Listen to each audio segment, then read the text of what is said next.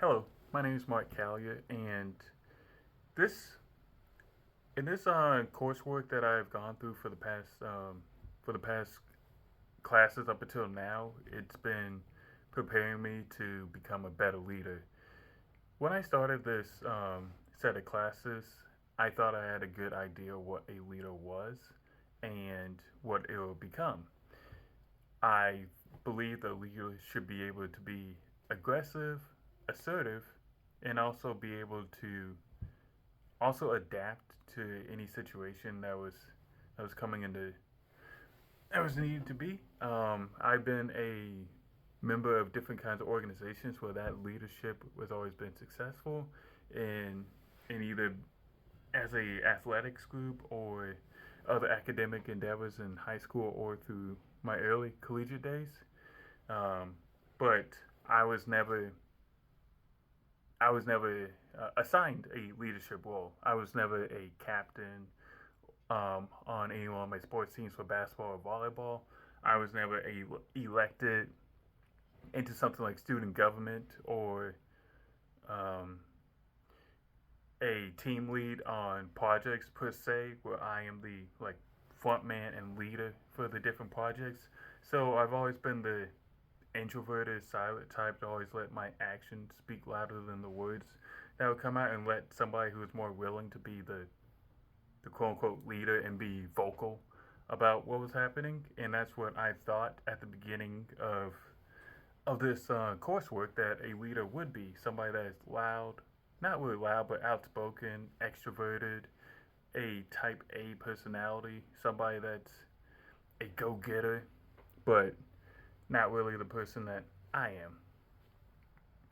What I learned from completing each class is that there are many different ways for as what leadership is.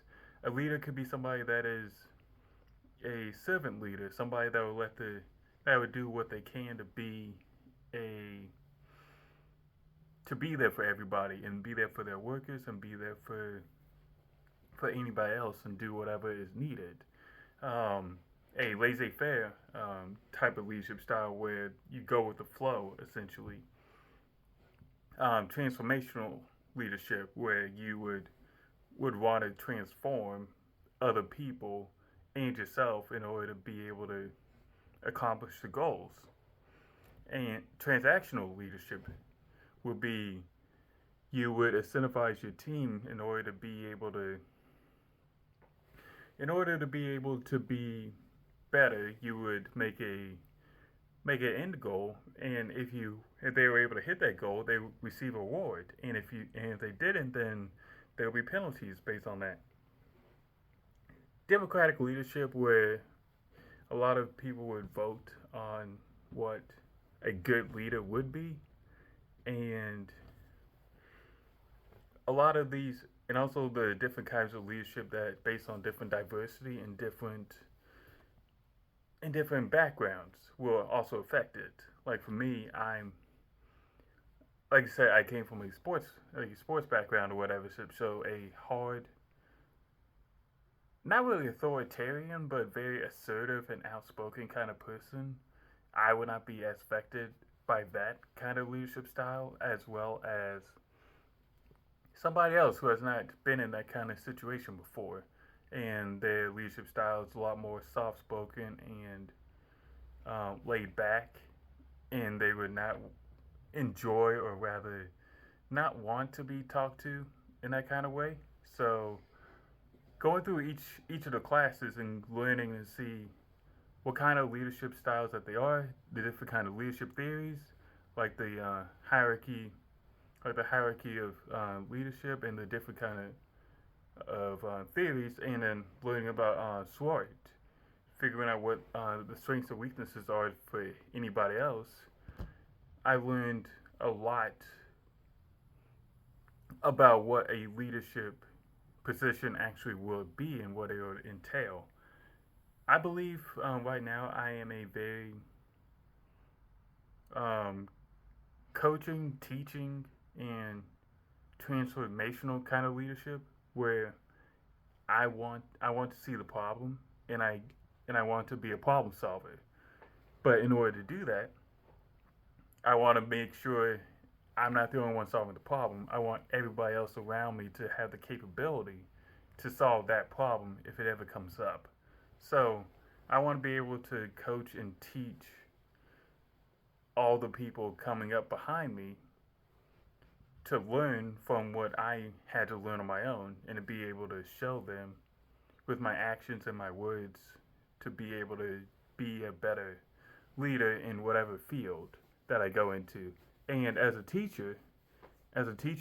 my elected field, I believe that is the kind of style that would be beneficial for a lot of different kinds of kids and other teachers that I would come across from different backgrounds.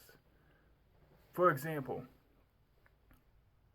I know I said that I said before I came from a sports background, but also I played multiple instruments. I was a scholar student. I would be able to tutor my other classmates if need be.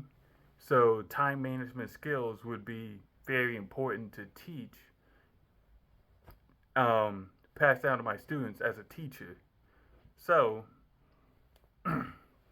in order to teach them, I would have to say, hey, I was uh, your guys' age before. I did not know how different times management skills and different things I would need to learn and need to accomplish until I was older. I can show you guys now so you can grow and become a better leader by just managing time better, and also not listening to what other people will say about what you can and can't do. Everybody has the capability of doing something. Now, how well that person does first time around, it may not be the best, but as a leader, it would be important to show everybody, hey, everybody can do this. It's going to be able to accomplish it, and you can adapt if something doesn't work out. And I want to be able to show everybody that the different adaptability styles, and I feel like now I am a very adaptable person where you can go into each scenario and be able to see see a problem and try and solve the problem as best you can in a corporate or business setting. In the academic setting, is to be able to see how each individual person is learning and be able to say, hey, my that kind of style will work for this set of students, but not for this set of students. So how can I evolve to make sure that everybody is going to be on an even playing field? And as a leader, where do I need to go now? I feel as if my speaking skills still need a lot of improvement to be able to talk and be able to lecture at or with a bunch of different people with diverse backgrounds and different learning styles. I still need to work on that myself to be able to say exactly one thing and then explain it in a completely different way. Like for example, as a in math, in a math background, to get a problem like how do you solve this um, how do you how do you solve this equation x squared minus 9 equals 0? How do you solve for x? You can go down and say, well, you first of all you would go and add the 9 to both sides, so it would be x squared is equal to 9, and then you would take the square root of 9, or take the square root of both sides, so x is equal to 3, and x is equal to 3 or negative 3.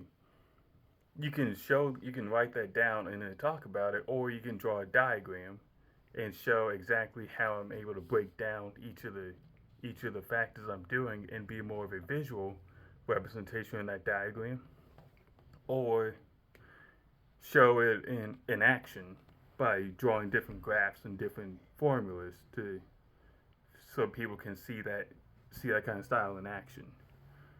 And as that kind of leader, I feel as if I need to go and explain and be able to be have a lot more of those options available and show that rather quickly and be able to um, and just be able to be more confident in my abilities and not and just not be able to slow and just speak more clearly. And I feel as if learning all those styles will make me a better leader, and continue to learn them will make me a much more effective leader as well.